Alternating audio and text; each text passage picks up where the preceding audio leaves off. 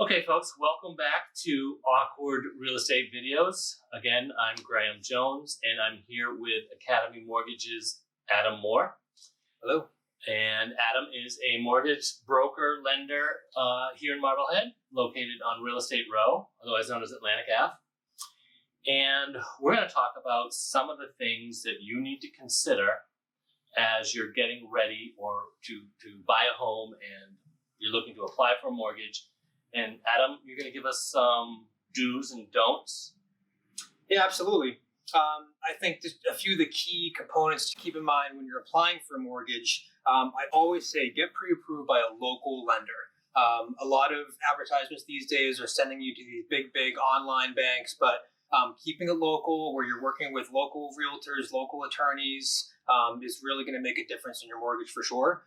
I would say just some do's and don'ts. Obviously, when you're applying for a mortgage, avoid changing employment. Even just changing from one job to another can cause some complications. It could be very complex if you were to become self-employed all of a sudden and go out on your own.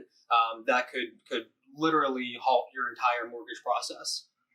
So I can move up in a company if I get obviously a different title. Maybe a lateral move is okay. Absolutely. It's mostly your salary's got to stay the same. Getting a raise within your same employer is absolutely acceptable. Even getting a new job, as long as it's a salary position with no gap in employment, is usually good to go. But always good to consult with your lender before. Do bonuses get counted? As we're around the holidays, people are getting bonuses. Should a buyer consider that or is that too? Because you never know where it's going to be. Bonuses and commissions are definitely a source of income that we can use towards qualifying. However, it's treated differently than your salary. It's usually averaged over a 2-year period. So something that if you received your first bonus with your new employer, it's great for your pocket, but not something that we'd be able to ultimately use towards qualifying for the loan. Okay, that's why you need to speak to a mortgage lender, because your real estate agent, no matter how great they are, we don't know all the ins and outs. Yep. Another last piece I would say is that, incurring new debt, having your credit pulled, going on and buying that new car while you're planning on applying for a mortgage or in the process of applying for the mortgage can definitely cause some complications for sure. Potentially even, cause the loan to not qualify anymore with a large monthly payment tied to that.